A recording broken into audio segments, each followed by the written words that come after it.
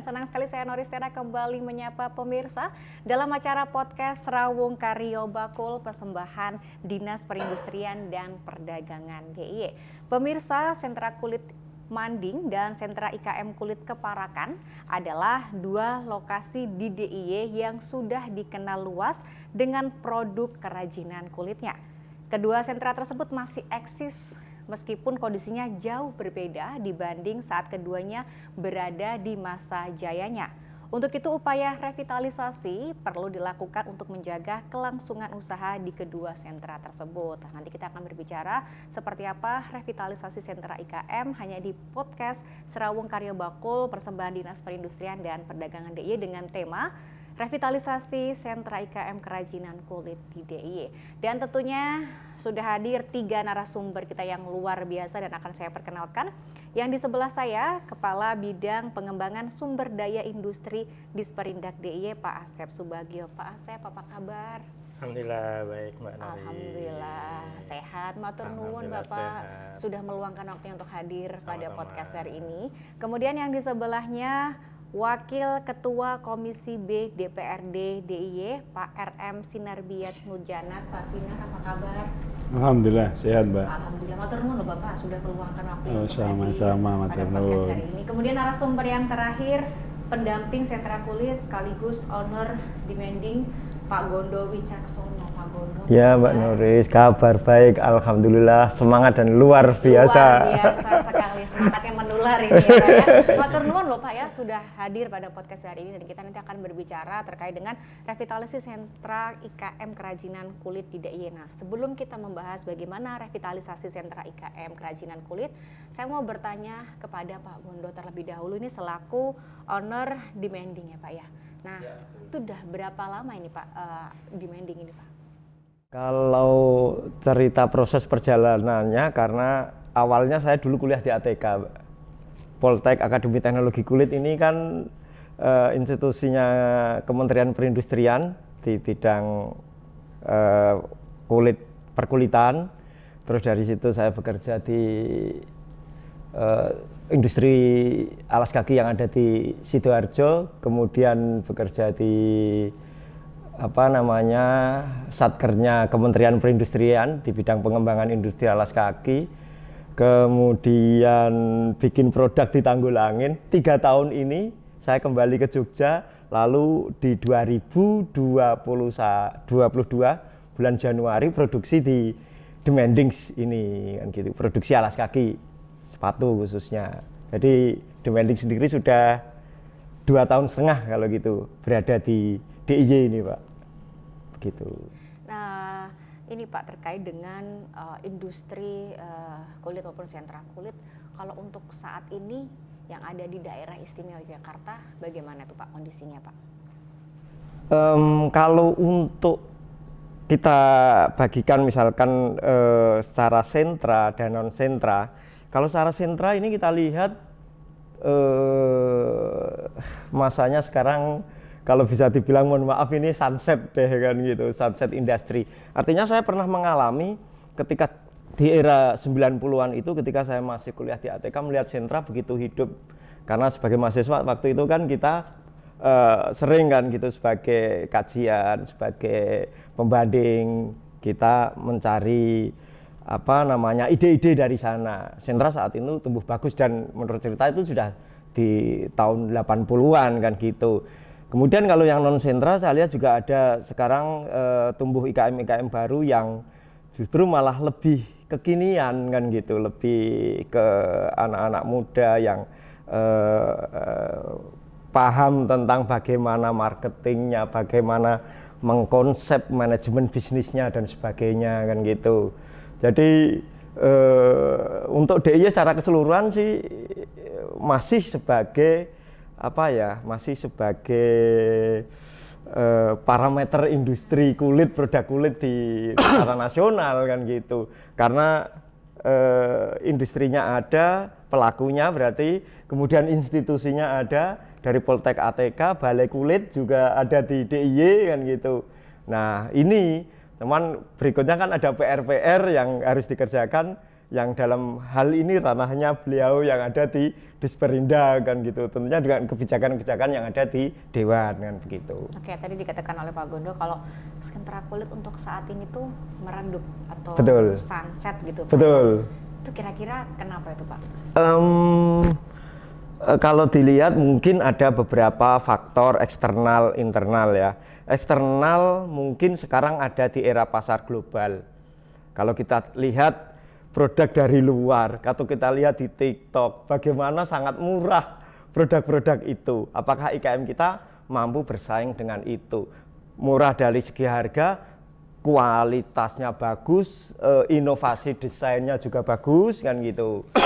Kemudian juga banyak sekarang tumbuh yang saya tadi sebutkan ada pelaku-pelaku IKM yang lain yang kalau dulu hanya ada di sentra, sekarang sudah merata nih kan gitu. Di DIY aja merata di beberapa area yang non sentra, apalagi secara nasional kan gitu. Sekarang juga banyak para pelaku bisnis itu yang lebih modern, yang lebih up to date kan gitu. Itu kalau dari sisi eksternal. Dari internalnya sendiri, mohon maaf, mungkin para pelaku yang ada di sentra ini non sewu sudah senior, sudah sepuh kan gitu. Regenerasinya kurang berjalan dengan baik. Mungkin si faktor anak mudanya sudah tidak tertarik lagi untuk meneruskan usaha, bahasanya orang tuanya dan sebagainya. Entah mereka jenuh karena dari kecil, dari bangun tidur udah melihat bapaknya plek-plek perkara kulit aja kan mungkin bosen kan gitu. Namanya anak muda pengen ke dunia yang bidang yang lain. Kemudian juga secara teknologi mungkin ada hambatan juga. Artinya penggunaan peralatan yang mungkin sekarang masih terbatas, terkendala itu, dan juga secara inovasi produknya kan gitu kan mungkin kalah bersaing dengan yang lain. Kemudian juga mereka lebih cenderung mengerjakan produk yang itu saja dengan market yang sudah ada selama ini kan gitu. Jadi perluasan marketnya masih sangat terbatas. Kemudian juga secara marketing sekarang eranya platform digital. Nah, ketika di sentra ini di sebagian besar adalah pelakunya yang generasi yang sudah sepuh, bisa jadi kan kalah nih kan gitu. Generasi ini kan generasi old school kan gitu kan. Ya otomatis kalah banter, kalah cepat dengan yang generasi muda, generasi milenial yang apa namanya lebih cepat menangkap peluang ini, begitu Mbak. Oke. Baik, terima kasih Pak Gondo, nanti kita sambung lagi. Saya mau bertanya ke Pak Asep terlebih dahulu nih terkait dengan revitalisasi sentra IKM nih Pak ya. Nah, kenapa sih Pak perlu adanya revitalisasi sentra IKM kerajinan kulit khususnya yang ada di daerah istimewa Yogyakarta ini Pak? Oke. Sebenarnya menyambung dari yang tadi disampaikan oleh Pak Gondo ya, ada beberapa PR yang memang harus kita tindak lanjuti dan ini adalah kerja kolaborasi dari beberapa instansi.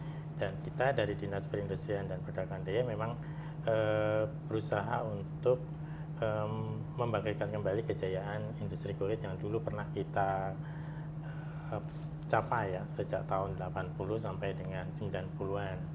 Itu memang industri kulit itu memang sudah dikenal tidak hanya di DIY tapi secara nasional. Nah, ditambah lagi pada tahun berikutnya ada krisis ekonomi, berbenturan dengan krisis ekonomi sehingga semakin terpuruklah itu industri kulit. Terus ditambah lagi gempa bumi. Nah, pada saat gempa bumi 2006 itu memang ada suatu kebijakan dari pemerintah daerah dan juga disupport oleh kementerian, itu kita buat fasilitas umum untuk sentra IKM kulit. Itu lokasinya ada di sentra Manding.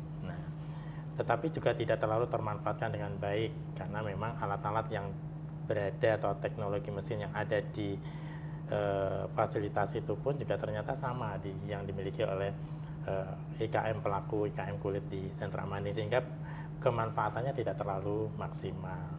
Nah, di samping itu semakin kesini semakin tadi seperti Pak Gondo bercerita juga adanya terputus generasi, lintas generasinya terputus karena tidak ada sambung menyambung dari generasi yang sebelum ke yang baru. Dan masih banyak permasalahan-permasalahan eksternal yang tadi juga disampaikan terkait dengan sulitnya mengikuti perkembangan zaman, kemudian tren desain yang tidak bisa mengikuti kemauan pasar, kemudian teknologi atau metode pemasaran yang masih seperti dulu, yang masih by order, menunggu konsumen datang dan seterusnya, itu yang membuat sentra kulit sulit berkembang. Nah, pada tahun 2024 ini melalui sumber anggaran DAK dan alokasi khusus dari Kementerian Perindustrian, itu kita mencoba membangkitkan kembali sentra kulit, dan kita bangkitkan itu sementara ini baru 2, yaitu sentra kulit Manding dengan sentra kulit Keparaan.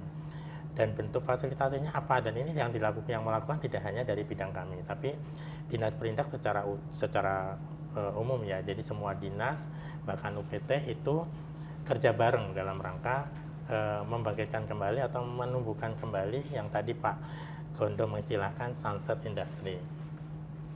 Bentuk kegiatannya apa? Yang pertama ada DAK berupa DAK fisik.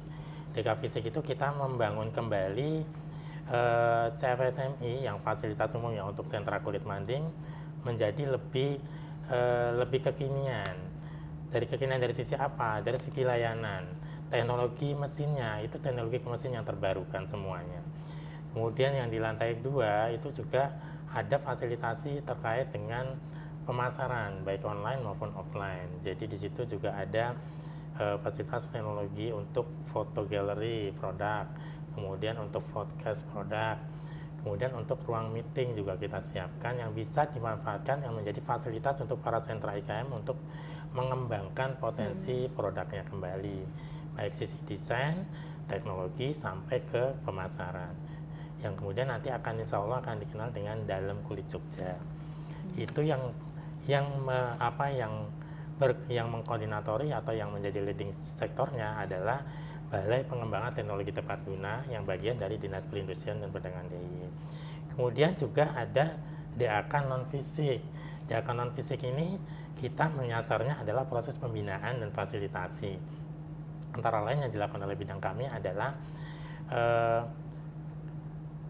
merujuk dari kajian yang dilakukan oleh bidang sebelumnya. Bidang sebelumnya merupakan mengkaji dari sebenarnya permasalahan apa sih yang dihadapi oleh masyarakat, khususnya IKM kulit yang di Jogja itu apa saja.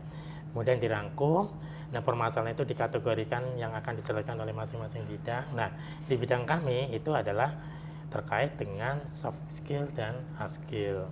Jadi intinya kita melakukan pelatihan dulu. Jadi BIMTEK secara umum, kemudian ada BIMTEK teknis. Di sini fungsinya adalah reskilling dan upskilling, penambahan skill dan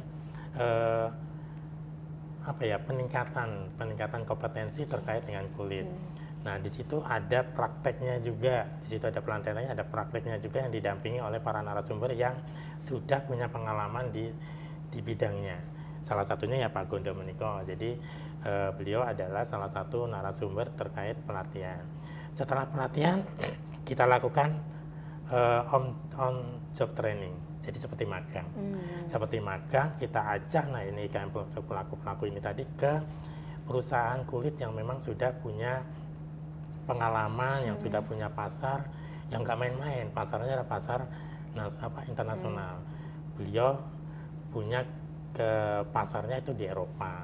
Kita ajak ke situ belajar dari sisi produksi, teknologi, bahkan sampai pemasaran. Setelah on job training, kita lanjutkan dari konsultatif atau pendampingan selama 3 bulan. Dan sekarang masih berproses ya Pak. Jadi itu didampingi IKM Paraan dengan IKM Manding, masing-masing didampingi oleh 8 pendamping selama 3 bulan. Pak Gondo ini juga salah satu pendamping. Dan situ juga kita berikan bahan dalam rangka nanti mereka akan mendesain produk sesuai dengan kompetensi masing-masing sentra. Tidak berhenti sampai di situ, kami juga memfasilitasi pamerannya Pak Gonda ya. Pamerannya itu juga nggak main-main. Kita pamerannya adalah ILF, itu skalanya adalah skala buyer ekspor. Nah, dari situ nanti kita berharap ada kesinambungan pembinaan sampai ke muaranya, bahkan sampai besok itu kita akan dampingi terkait dengan pelatihan ekspor plus fasilitasi marketing melalui marketplace internasional itu di Alibaba, walaupun yang menindaklanjuti ini bidang yang lain, tapi masih dalam lingkup Dinas Perindustrian dan Perdagangan DIY. Jadi kami berharap seperti itu Mbak. Jadi program pembinaan yang revitalisasi ini nggak main-main. Revitalisasi ini benar-benar mulai dari hulu sampai ke hilir, yang nanti diharapkan memang benar-benar akan bisa membangkitkan kembali. Dan kemarin peserta pelatihannya pun juga tidak melulu dari yang sepuh ya Pak, bahkan banyak yang masih muda-muda. Karena memang konsep kami pelatihan yang bisa mengakomodir kepentingan milenial. Bahkan Gen Z pun kita ikutkan di situ, karena nanti mereka lah yang banyak berperan lebih banyak terkait dengan pengembangan sentra kulit gitu. Jadi itu yang sementara ini kita sudah lakukan, kita ikhtiari untuk bisa membangkitkan, merevitalisasi kembali sentra kulit yang ada di DIY. Bahkan di tahun 2025 itu kita juga sudah diababani, walaupun ini masih dalam tahap koordinasi, itu tindak lanjut dari DAK tahun 2024 dilanjutkan di DAK tahun 2025, yang memang masih kita desain konsepnya nanti akan seperti apa. Ngoten Mbak Nori. Oke, baik, terima kasih. Keren ya tapi. Kita sambung lagi, saya mau bertanya kepada Pak Sinar terkait dengan kebijakan ini Pak, kebijakan dari Dewan kepada para pelaku industri kulit maupun sentra kulit seperti apa ini Pak? Ya, terima kasih Mbak. Ya, saya kira apa yang disampaikan oleh Pak Mas Asep dan Mas Gondo ya tadi ya. Ya, saya kira sesuatu hal yang saya kira mungkin kita impi-impikan, yang selama ini mungkin relatif masih sangat kurang ya, sangat kurang program-program pemerintah itu yang kemudian sifatnya berkesinambungan dan berkelanjutan. Nah, rata-rata program pemerintah selama ini itu terputus-putus. Yang kita tahu saya kira bahwa kultur masyarakat IKM kita itu dengan pola yang pembinaan yang terputus itu masih sulit untuk kemudian dia bisa eksis, dia kemudian bisa bisa kemudian menuju IKM yang mandiri ya. Rata-rata begitu dapat pelatihan umpamanya dari mulai sosialisasi, kemudian pelatihan berkaitan dengan hal-hal yang sifatnya teknis, itu kemudian berhenti di situ, tidak ada kemudian pelatihan-pelatihan lanjutannya atau program kegiatan lanjutannya. Nah, saya kira yang disampaikan oleh Pak Asep ini, ya inilah sebetulnya potret kebutuhannya IKM kita yang mungkin sudah cukup lama ini ditunggu-tunggu ya. Nah, saya kira DPRD tentu dengan pola program seperti ini, saya kira ini DPRD menyambut dengan baik. Dan sudah sepantasnya kemudian DPRD mensupport kewenangan DPRD atau fungsi DPRD, yaitu tentunya di bidang penganggaran ya. Saya kira program ini perlu untuk kemudian diteruskan ya. Mungkin sekarang baru mampu mengakomodir sekian jumlah IKM kita. Kalau kemudian ini dilakukan di setiap tahun anggaran, saya kira sangat-sangat luar biasa dampaknya terhadap perkembangan dan pertumbuhan dan perkembangan IKM kita ke depan. Khususnya IKM kulit ini saya kira ini sudah cukup lama teman-teman atau saudara-saudara kita IKM kulit ini memang ya sudah jauh menurun dibandingkan era tahun 80-an. Padahal dulu tahun 80-an itu seingat saya IKM kulit ini menjadi semacam ya primadonanya para IKM kita. Bahkan pelaku-pelaku usaha baru pun waktu tahun 80-an itu berbondong-bondong kemudian bergeser, yang tadinya mungkin usaha di bidang lain atau bahkan yang belum sama sekali akhirnya masuk ke wilayah IKM kulit ini, karena waktu itu memang sangat luar biasa. Banyak sekali kelas-kelas IKM pun yang kemudian sudah ekspor, produk-produknya ekspor, itu sangat luar biasa. Dan sangat banyak waktu itu saya juga kebetulan mengikuti karena saya juga lebih banyak beraktivitas di dunia IKM ya. Banyak juga yang kemudian buyers dari luar negeri itu banyak yang langsung berdatangan ke Jogja, sentra, ya, betul, ke sentra-sentra industri kerajinan kulit kita ya sampai bahkan berbulan-bulan dia stay di Jogja ya, hanya dalam rangka untuk bagaimana kemudian terus memantau, melakukan pendampingan dalam rangka untuk menjaga kualitas hasil dari industri para IKM kita. Nah, ini saya kira program dari Pak Asep dan kawan-kawan dari Indak ini saya kira sangat luar biasa, dan saya tentu selaku anggota DPRD ya sangat support. Dan inilah menurut saya selaku juga bagian dari wakilnya IKM ya, ini yang kita tunggu-tunggu ya. Jadi tadi Pak Asep saya kira sudah menjelaskan cukup rigid dari mulai penyediaan tempat, penyediaan alat, kemudian sampai tahapan-tahapan pelatihan, sampai kemudian pasar pun juga akhirnya pendampingan, kemudian jaminan pasar pun kemudian juga dilakukan oleh Dinas Indak Pemda DIY. Nah, saya kira ini suatu yang sangat luar biasa, perlu kita sambut dengan baik, dan tentu kami dari DPRD juga sangat berharap ya para IKM kita kemudian tumbuh kembali motivasinya, tumbuh kembali semangatnya ya, dengan kehadiran pemerintah daerah istimewa Yogyakarta melalui Dinas Perindustrian Perdagangan di sentra-sentra IKM ini ya, harapannya kemudian industri kerajinan kulit di DIY akan kemudian tumbuh dan berkembang kembali tidak hanya di tingkat nasional tapi juga di dunia internasional, karena DIY sangat dikenal dengan industri kerajinan kulitnya waktu itu tahun 80-an ya. Nah, saatnya kemudian kita bangkit untuk ke depan menyongsong ya persaingan ekonomi global. Saya kira itu, Mbak. Oke, baik, terima kasih Pak Sinar. Saya mau bertanya kepada Pak Gondo. Tadi disampaikan oleh Pak Asep, ini kan banyak program, banyak pelatihan yang kemudian diberikan kepada sentra kulit maupun IKM gitu Pak ya. Nah, apa kemudian manfaat yang dirasakan oleh para sentra kulit maupun IKM dengan adanya program-program pelatihan itu? Baik, terima kasih Mbak. Kalau saya bilang tadi sentra saat ini ada di Sunset Industry ini dengan program yang dari Disperindak DIY ini semacam ada setitik cahaya, semacam ada seberkas cahaya gitu ya. Wah, ini kita ada harapan baru nih kan gitu. Kita ada momentum kan gitu, momentum yang coba dihidupkan lagi kan gitu. Artinya ya ini sangat luar biasa, apalagi dengan fasilitas-fasilitas yang diberikan itu sangat luar biasa. Bahkan ketika kami dan teman-teman pendamping non sewu ketika ke sentra, ayo jadikan momentum ini semacam kayak ini serangan umum 1 Maret, membuktikan bahwa kedaulatan sentra ini masih ada, bahwa IKM-nya ini masih ada. Jadi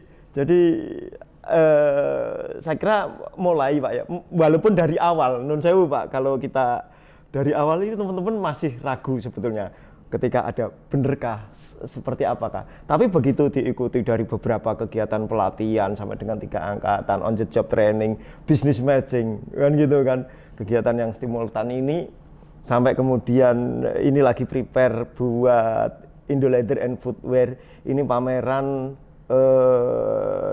bertaraf internasional khususnya untuk bidang kulit, produk kulit dan alas kaki ya, yang akan diselenggarakan besok tanggal 31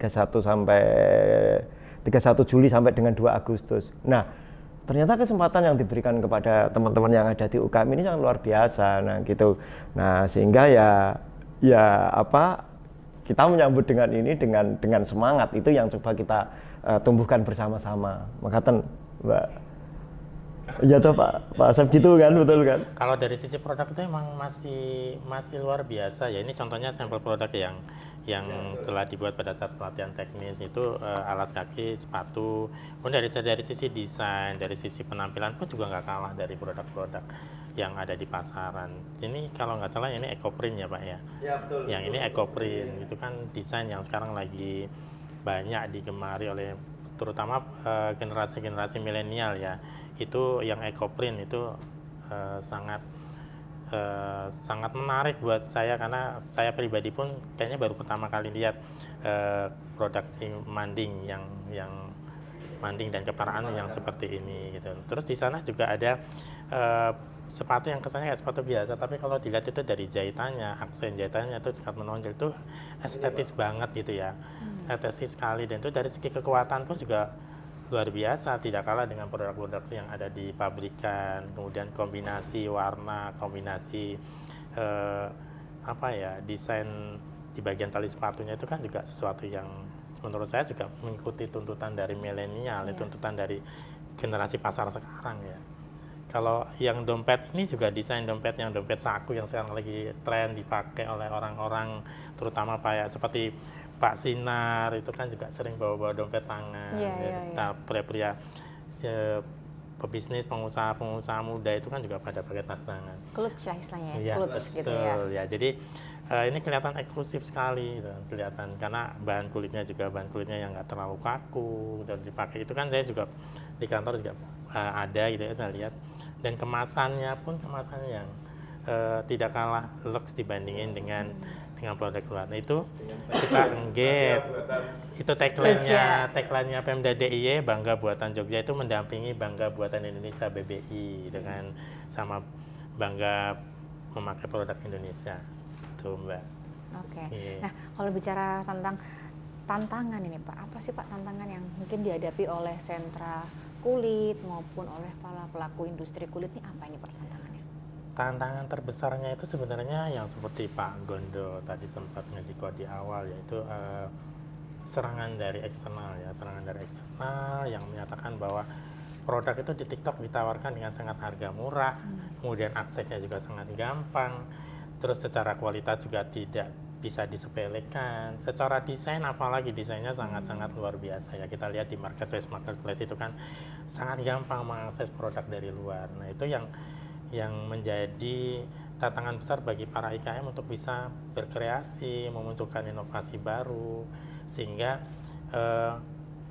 muncul suatu varian produk baru yang bisa menjadi unggulan dan bisa menjadi prioritas utama bagi para pasar, terutama pasar-pasar Gen Z yang sekarang sedang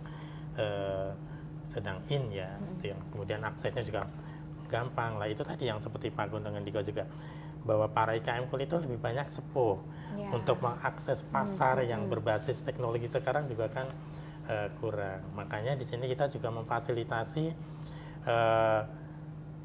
pemasaran secara digital di dalam kulit Jogja. Nah, itu yang di situ juga nanti kita akan menyediakan teknik tenaga yang bisa memfasilitasi untuk membuat produk atau membuat pemasaran secara online, mendampingi sampai dengan produknya bisa terpajang di etalase satu marketplace, atau yang tadi kita tarik lebih jauh lagi marketplace yang sifatnya internasional. Nah, kira-kira gimana nih Pak untuk memikat atau supaya anak-anak muda, milenial itu juga mau terjun ke kulit ini, kira-kira apa yang bisa dilakukan itu Pak? Oke, jadi kalau yang saya ibaratkan tadi di regenerasi di sentra itu memang terhambat.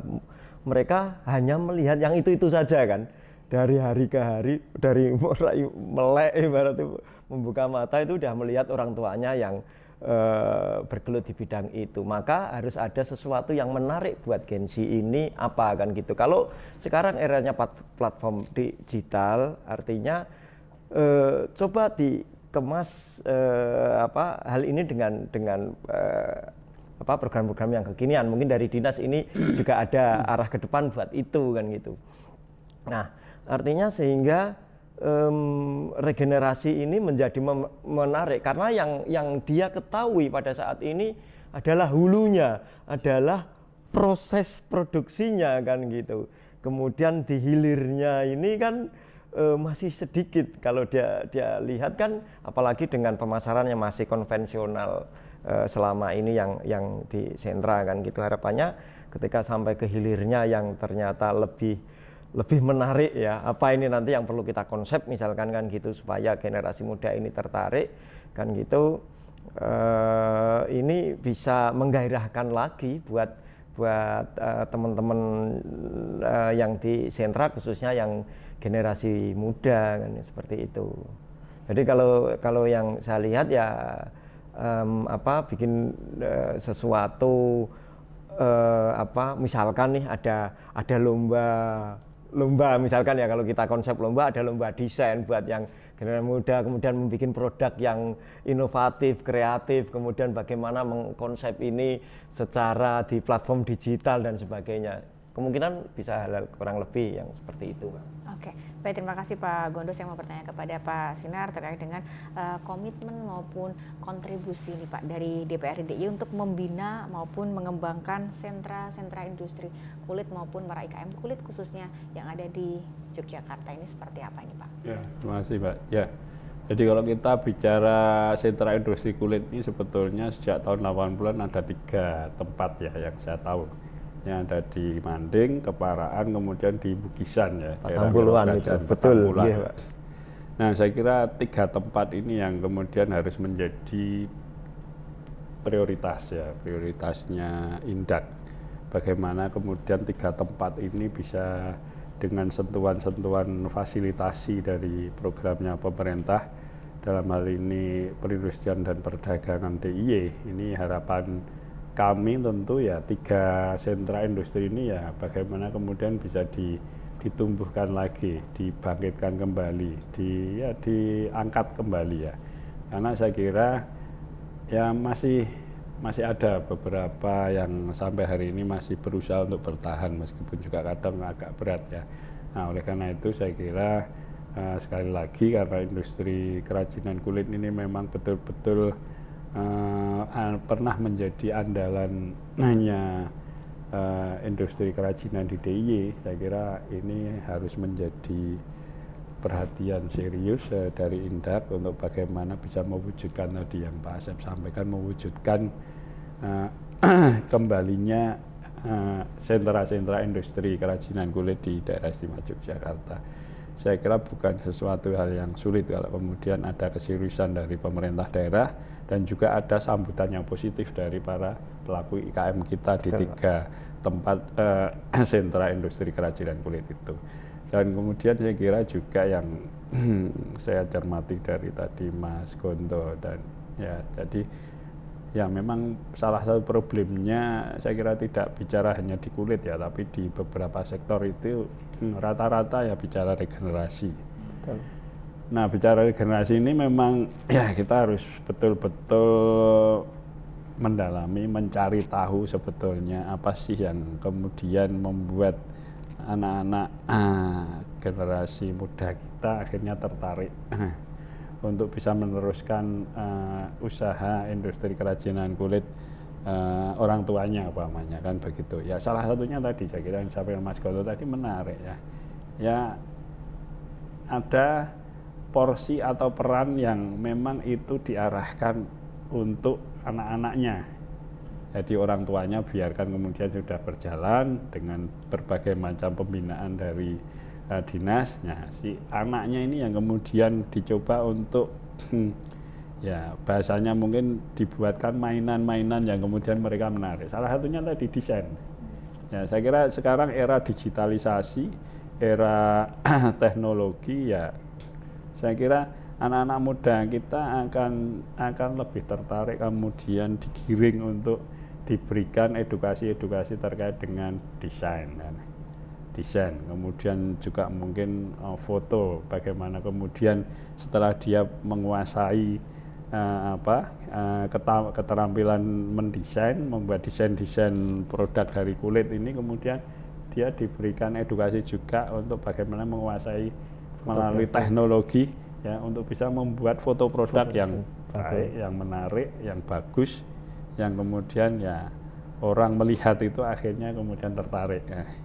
Tertarik pengen tahu ya, kemudian ujung-ujungnya bagaimana kalau sudah tertarik ingin tahu ya kemudian tertarik untuk beli atau bahkan mungkin pesan atau order kan begitu. Nah hal-hal seperti ini saya kira perlu dicari ya. Saya kira dinas dan juga Mas Gondo ini yang juga sekarang bermitra dengan dinas Indak ini harus kemudian yang mungkin lebih intens di lapangan untuk mencari bagaimana agar supaya kemudian kalau ini ketemu ketemu keinginannya anak-anak muda ini agar bisa kemudian melanjutkan usaha IKM orang tuanya, saya kira ya ke depan ya regenerasi itu akan bisa terjadi. Kuncinya memang kalau anak-anak muda itu tertarik dulu. Kita jangan bicara kemudian target dulu ya. Betul, tapi dia senang dulu. Senang dulu, betul. Dia senang, kemudian tertarik, kemudian mulai dia ya kesehariannya dia mulai utak-utik mungkin ya ada ya sekarang kan era keterbukaan informasi ya, dia bisa membuka mungkin produk-produk industri kulit di seluruh dunia, dia bisa kemudian buka itu yang akhirnya muncul ide, muncul gagasan, ide-ide kreatif ya, yang tidak menutup kemungkinan kemudian dia bisa mengkombin antar produk satu dengan yang lain menjadikan sebuah industri kreatif baru kan. Betul, dengan desain-desain baru. Ini saya kira yang perlu kita gali anak-anak muda kita agar supaya kemudian generasi itu tidak terputus dari orang tuanya ke anaknya. Ya ini pinter-pinternya dinas dengan Mas Gondo dan kawan-kawan saya kira yang beraktivitas keseharian dengan para IKM kulit kita, ya saya kira, tapi saya sangat yakin dan punya rasa optimis kalau dinas sudah berani memulai dengan dengan mindset dan diimplementasikan dalam program dan kegiatan yang seperti ini, saya yakin dibantu Mas Gondo dan kawan-kawan, saya sangat optimis sentra-sentra industri IKM kulit kita akan kemudian tumbuh kembali ya. Kalau image bahwa kalau kulit di Jogja, ya di Patang Puluhan, ya di Keparaan dan di Manding itu kemudian akan mulai terinformasikan, tersebar secara luas kembali, bahkan mungkin sampai ke dunia internasional. Akhirnya ya bicara industri kerajinan kulit ya Jogja lah tempatnya. Dibikin viral mereka. Lagi berarti ya, Pak. Dibikin viral. Apalagi anak muda kan sekarang maunya kan trending, viral gitu kan. Tugasnya yang muda-muda ini untuk kemudian memviralkan lagi. Betul. Ya. Jadi mungkin tadi Mas Gondo menyampaikan ya mungkin dia jenuh kalau kemudian hanya melihat aspek industrinya Aspek industrinya jenuh. Dia dari mulai bangun tidur udah lihat bapaknya, ibunya, mungkin kakaknya itu taktok jahit dan kulit dan lain sebagainya ya, mewarna kulit dan lain sebagainya, mungkin bagi dia udah nggak menarik, udah jenuh ya. Nah, saya kira tadi desain, kemudian bicara pasar melalui marketplace, yaitu ini kemudian memviralkan bahwa oh Jogja sekarang ada apa namanya yang di Manding, apa namanya Pak? Dalam kulit. Ini bagaimana kemudian ini diviralkan, disampaikan ke dunia luar, ya itulah tugasnya anak-anak muda kita. Saya kira mereka akan tertarik dengan pola-pola yang seperti itu. Jadi jangan kemudian dipaksakan anak-anak muda ini ya diarahkan seperti orang tuanya. Ya tiap hari tutuk-tutuk, garis-garis, ngemal, itu ya, saya kira itu sudah nggak menarik bagi anak-anak muda kita. Oleh karena itu ya bagiannya di porsi yang lain. Betul. Tetapi tidak keluar dari IKM orang tuanya, kan begitu. Betul. Saya kira. Oke, baik, terima kasih Pak Sinar. Saya mau bertanya ke Pak Asep menyambung yang tadi Pak terkait mengembalikan kembali kejayaan industri kulit di DIY ini Pak. Nah, apa kemudian yang dilakukan oleh Disperindak DIY ini Pak untuk memulihkan geliat IKM kulit khususnya yang ada di daerah istimewa Yogyakarta? Iya, makasih Mbak. Jadi kalau misalnya yang seperti saya sampaikan di awal tadi itu kan sebenarnya salah satu atau sebagian dari usaha pemerintah daerah istimewa yang melalui Dinas Perindustrian dan Perdagangan Daya untuk membangkitkan lagi geliat dari industri kulit di Jogja. Kita melakukan pembinaan terkait dengan soft skilling, hard skilling, kemudian fasilitasi pendampingan, business matching, terus promosi. Itu kan satu rangkaian kegiatan yang memang kita membangkitkan. Seperti yang tadi Pak Gondo juga sampaikan bahwa ya kami berharap memang benar-benar para IKM itu melihat ini adalah suatu stimulus dari kami untuk menjadikan kebangkitan yang kedua. Dan nanti akan terus berkembang dengan tadi juga arahan dari Pak Sinar juga terkait dengan menyentuh kaum Gen Z yang sekarang juga sedang dominan ya, dan bagaimana kita memberikan porsi kepada mereka bukan pada teknik produksinya, tapi di desain dan pemasarannya mungkin yang memang kayaknya itu yang lebih pas di mereka. Dan itu pun juga memang sudah kami desain konsep terkait dengan hal itu. Nah, itu yang kita wadahi di dalam kulit Jogja itu tadi, yang mungkin nanti kita akan kembangkan di tahun 2025 dengan kegiatan yang mensupport di Gensi ini tadi, sehingga yang diharapkan tadi dari Pak Sinar itu bisa benar-benar terrealisasi dengan baik. Jadi mungkin dari generasi sebelumnya hanya fokus di perbagian perannya, mungkin mereka hanya di teknik produksinya, kemudian di Gensinya di bagian desain sama promosinya misalnya. Jadi menjadi satu kegiatan. Karena kalau di sentra itu tidak bisa misalnya satu sentra terisi dari 10 orang, 10-nya produksi, 10-nya promosi, 10-nya desain. Itu kayaknya suatu hal yang mustahil. Jadi bisa nanti ada pembagian peran yang sini melakukan desainnya, sini melakukan produksinya, sini melakukan pemasarannya. Nanti dengan sistem pembagian kompensasi yang mungkin bisa diatur secara internal sentra, sehingga sentra bukan lagi seperti bekerja secara bersama-sama gitu. Jadi yang satu bekerja dia bersama-sama bekerja dalam satu ruangan, dalam satu sentra, tapi bisa juga kolaborasi antar anggota sentra sehingga mendapatkan suatu kemanfaatan bersama. Itu intinya, Mbak. Oke, baik, terima kasih Pak Asep. Nanti kita sambung lagi. Saya mau bertanya ke Pak Gondo tadi, selain mungkin persaingan harga pasar, kemudian juga regenerasinya yang masih kurang. Nah, tantangan, kendala, apa sih Pak yang dihadapi oleh para sentra kulit maupun IKM kulit di kendala, kalau kita bicara kendala, beberapa di antaranya memang ada bahan baku ya. Kita tersedia sebetulnya. Ketersediaan itu ada di bahan baku. Ibaratnya kalau mau kulit, orang Jogja tempatnya lah, kita punya sentra Piungan yang produksi kulit, atau bahkan yang di luar itu juga banyak industri material ada. Kemudian ketersediaan kebutuhan yang lain juga tersedia. Kalau kita lihat di toko-toko kulit juga ada. Nah, mungkin bahkan ketika kami ke pendampingan di sentra ini juga kita linkkan dengan beberapa supplier, misalkan supplier outsole, supplier lem, dan lain-lain. Atau mungkin ketika besok kita para IKM ini ke Indolader, di situ kan kita juga ketemu dengan para pelaku bisnis yang lain. Artinya kita sebetulnya di material cukup kan, namun kadang harga ya kan, kadang pengaruhnya kan eksternal. Harga ini kan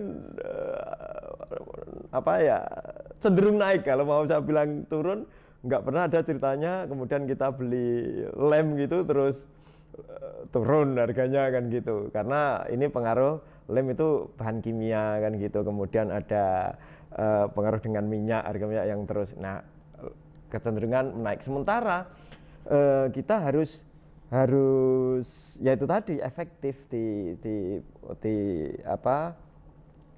market kan gitu. Ya walaupun kita tidak harus murah kan gitu, tapi tantangannya bagaimana melihat kondisi beberapa kendala itu tadi, kita tetap punya brand image kan gitu kan, yang akhirnya ini tantangan ya. Kalau ini tantangannya adalah bagaimana kita tetap memposisikan kita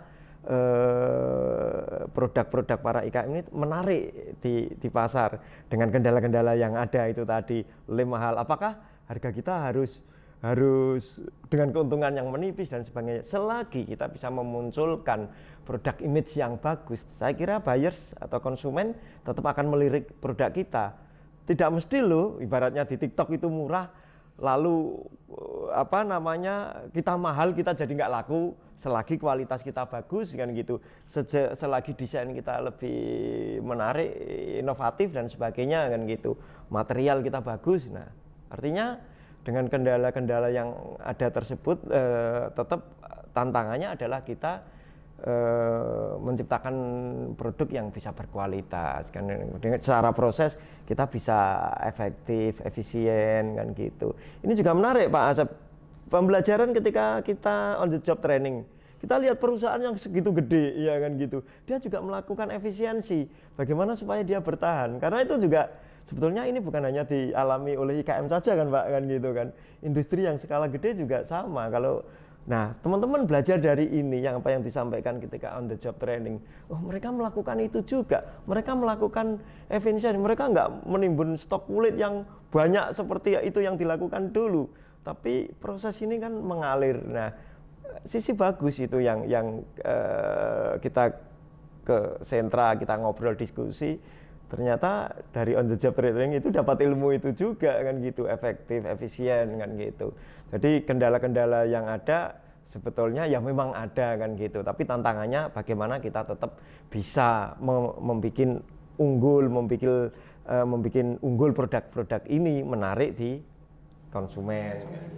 Oke, kalau terkait dengan mungkin dukungan atau apa sih yang paling dibutuhkan oleh para sentra kulit itu, apa yang paling dibutuhkan mungkin dari segi fasilitas atau dukungan yang paling dibutuhkan tuh apa itu Pak?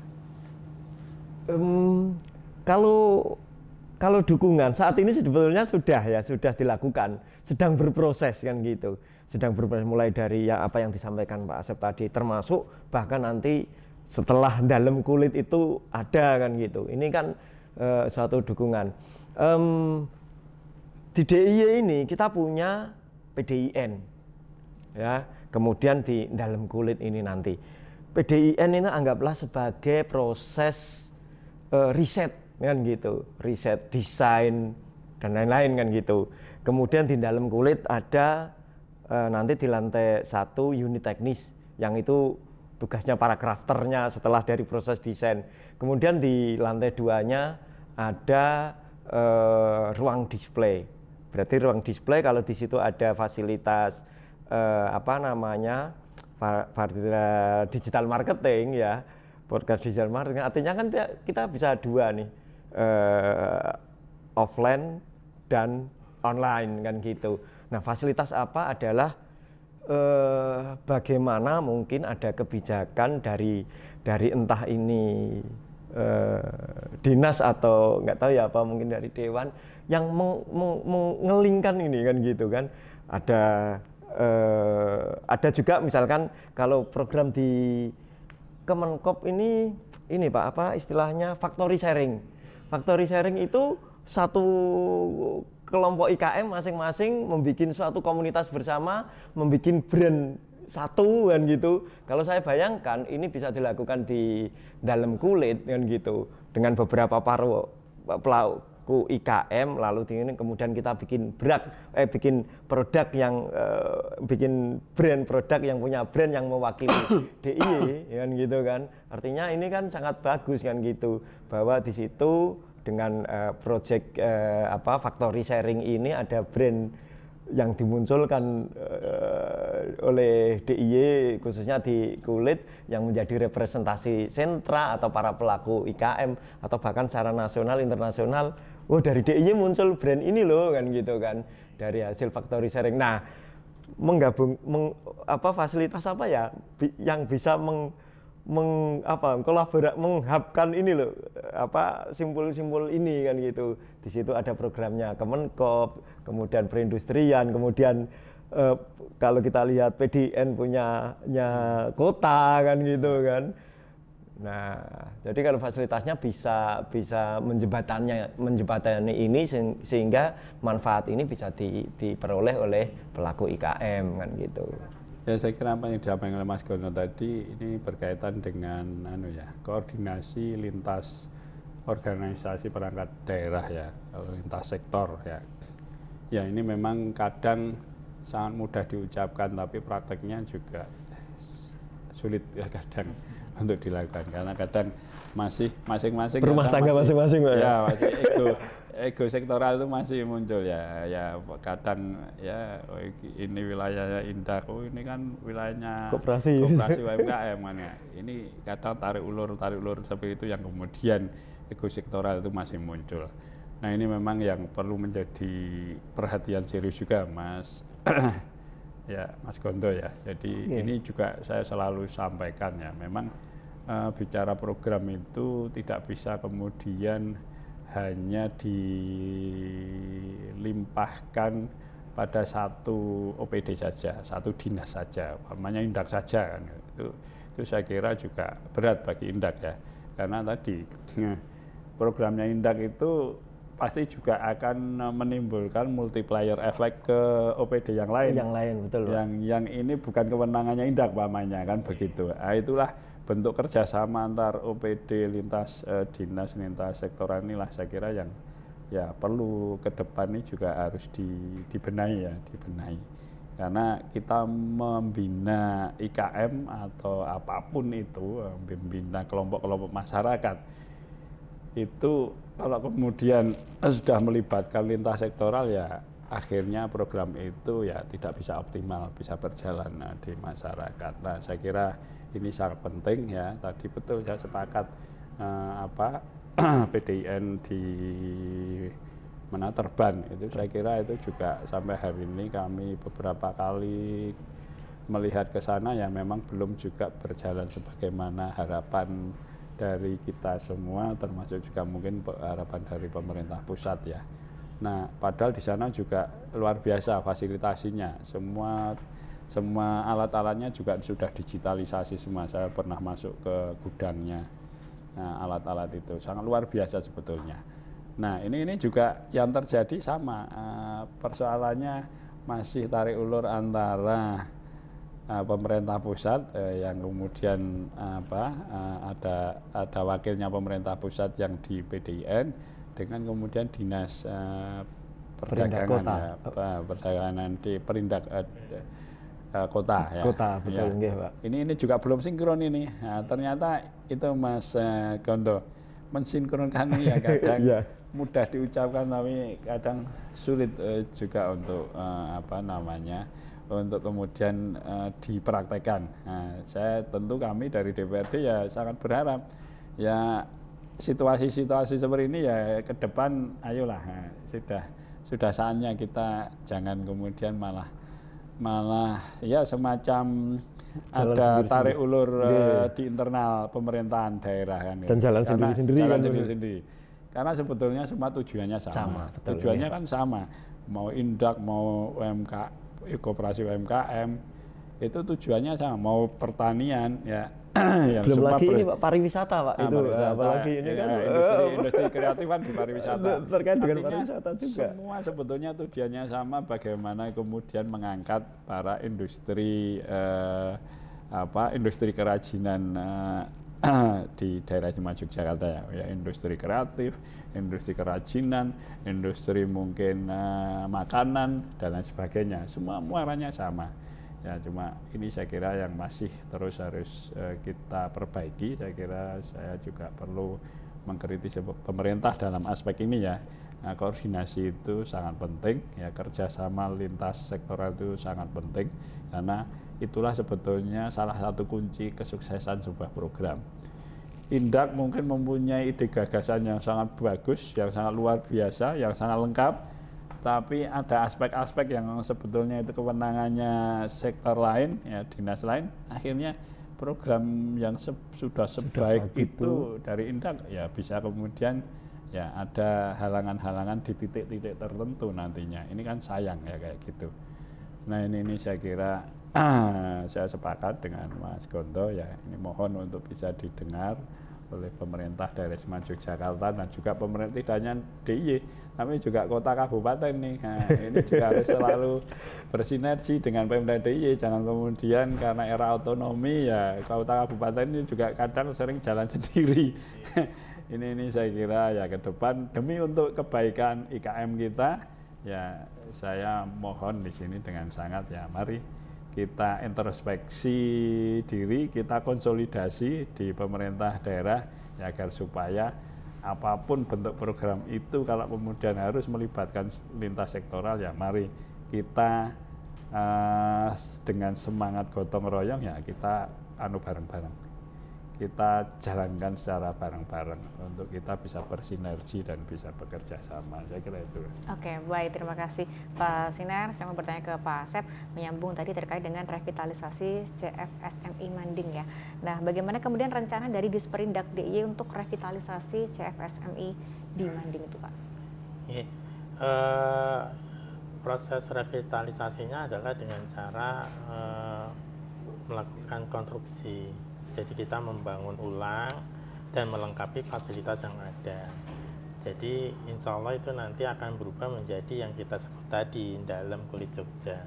Jadi CFSMI yang ada di Manding itu nanti akan beralih ya, berganti nama, bertransformasi menjadi dalam kulit Jogja. Yaitu salah satu langkahnya ya melalui unit UPT yang ada di Dinas Perindustrian dan Perdagangan DIY, yaitu Balai Pengembangan Teknologi Tepat Guna, itu membangun gedung baru 2 lantai. Yang lantai pertama seperti tadi sudah kita bicarakan di awal, sebenarnya yang lebih detail di bagian awal itu nanti unit layanan teknisnya terkait dengan fasilitasi alat, fasilitasi mesin, dan teknologi yang terbarukan. Kemudian di lantai 2 itu adalah fasilitasi terkait dengan marketing dan desain. Jadi ada galeri produk yang nanti untuk para IKM kulit bisa memanfaatkan untuk pameran tetap di sana. Mungkin nanti kita atur dengan mekanisme yang bisa kita sepakati bersama nanti. Kemudian juga ada ruang meeting, ruang pelatihan, ruang podcast, sarana mempromosikan produk secara online, kemudian juga ada ruang foto digital, studio foto yang kita lengkapi dengan alat-alat fotografi yang sudah modern, dan nanti kita juga insya Allah akan ada tenaga operator yang bisa mendampingi teman-teman IKM dalam rangka membuat foto produk yang seperti tadi Pak Sinar ngendiko bahwa sesuai dengan pasar yang sekarang. Jadi media-media yang akan ditarget sebagai sarana promosi, kita sudah memfasilitasi terkait dengan materi atau konten yang akan dibuat di situ. Jadi kemudian juga kita juga berusaha berkolaborasi seperti tadi Pak Sinar ngendiko bahwa kita berkolaborasi dengan Dinas Pariwisata baik kabupaten maupun provinsi untuk bisa mengantarkan setiap wisatawan domestik maupun luar negeri yang datang ke DIY itu biasanya ke arah ke selatan dari pantai, itu bisa selepas dari pantai itu dimampirkan ke dalam Jogja, dalam kulit Jogja. Jadi nanti bisa melihat galeri-galeri produk dari IKM kulit yang ada di Jogja. Gitu. Jadi diharapkan nanti muaranya seperti itu. Oke, nih pertanyaan terakhir untuk Pak Asep, ada nggak sih Pak dampak revitalisasi sentra IKM ini Pak, kerajinan kulit terhadap perekonomian lokal khususnya di daerah istimewa Yogyakarta ini, dampak perekonomian seperti apa? Oke, outcome atau dampak jangka panjang yang kita harapkan nantinya bahwa sentra Manding yang tadinya itu mungkin lebih banyak didominasi oleh produk dari luar atau produk yang sekarang yang maksudnya kondisi real sekarang itu bisa kembali ke kejayaannya di tahun 80. Jadi lebih banyak desain-desain produk yang dari DIY. Jadi IKM DIY kembali lagi memproduksi dengan miniatur produk atau miniatur displaynya ada di dalam kulit Jogja. Kemudian real produknya ada di sentra Manding. Jadi nanti perekonomian yang ada di Manding itu bisa kembali berputar kembali, kemudian pendapatan masyarakat di sekitar sentra Manding terutama itu bisa meningkat kembali. Secara umum nanti IKM kulit Jogja juga bisa lagi menambah perekonomian berdasarkan dari produk-produk yang mereka buat. Jadi tetap muaranya adalah kesejahteraan masyarakat. Apalagi target ke pemerintah daerah itu adalah menurunkan angka kemiskinan yang lumayan luar biasa, yaitu peringkat pertama di Jawa Tengah kalau kita mau jujur. Jadi diharapkan itu outcome lebih jauhnya adalah itu meningkatnya perekonomian masyarakat terutama IKM kulit di Jogja. Oke, terima kasih Pak Asep. Ini pertanyaan terakhir untuk Pak Gondo terkait dengan sinergi yang sudah dilakukan baik dengan Disperindak, dengan Dewan dan juga dengan para IKM kulit maupun sentra kulit, seperti apa sejauh ini? Untuk sinergi artinya program yang saat ini sedang dilakukan oleh oleh Disperindak kan gitu, kemudian disambut baik, kemudian kita memberikan umpan balik ke dinas kan gitu, ke dewan. Artinya ini memang harus ini ya Mbak ya, harus terus berlangsung. Artinya apa? Kami juga berharap kalau misalkan terkait dengan sinergi ini, ke depan ini terus dilakukan, bukan hanya berhenti di sini kan gitu. Apakah misalkan kalau kemudian dari kementerian kemudian tidak ada DEK fisik non fisik lagi, apakah kemudian dari Pemprov kemudian dari Dewan lalu meminta kepada dinas terkait untuk terus melangsungkan program ini? Sayang, artinya gini, kita udah semangat nih teman-teman UKM, wah ada secerca harapan tadi kan gitu. Kemudian sampai dengan mungkin di akhir tahun Dalam Kulit sudah berdiri kan gitu. Nah, ke depan kan bagaimana optimalisasi Dalam Kulit ini supaya berjalan kan gitu. Kami tidak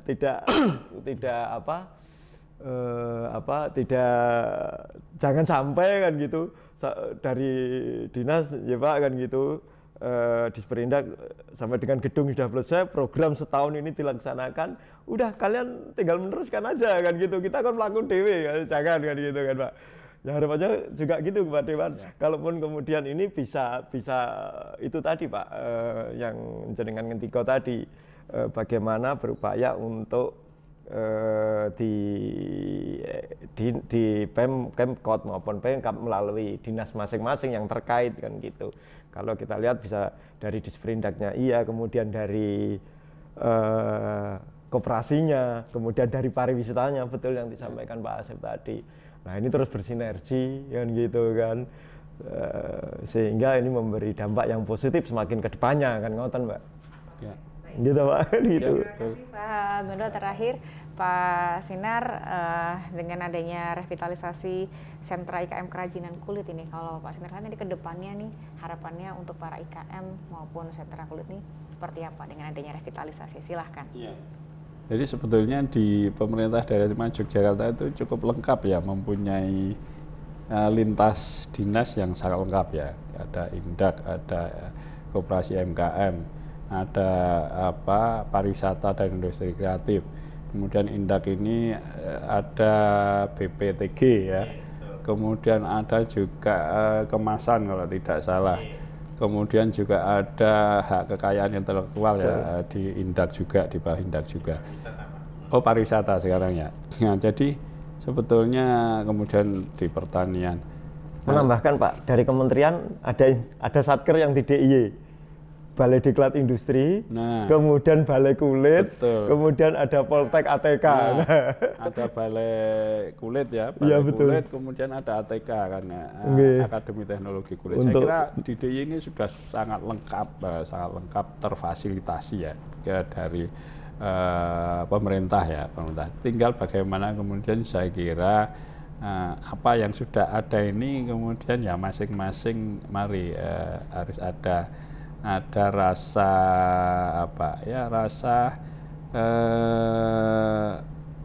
rasa empati ya mungkin untuk bagaimana ya mempunyai semangat bersama bahwa niatnya Indak ini untuk menumbuhkan kembali, menghidupkan kembali, menumbuhkan kembali sentra-sentra industri kerajinan kulit ini ya harus didukung oleh tadi semua yang ada tadi kan. Nanti kan semua ini kan bicara kemudian kebutuhan selanjutnya. Betul Pak. Tadi umpamanya kemudian nanti anak-anak muda ini diberikan peran untuk ke arah industri kreatif, membuat desain-desain produk kan. Nah ini kan hasil dari karya itu kan butuh hak kekayaan intelektualnya agar supaya kemudian tidak ditiru, dijiplak oleh orang lain tanpa menghargai yang punya ide dan gagasan kreatif itu. Jadi saya kira ini akan terus berkelanjutan dan sangat berkaitan dengan tadi stakeholder yang Mas Gondo dan saya sebutkan tadi.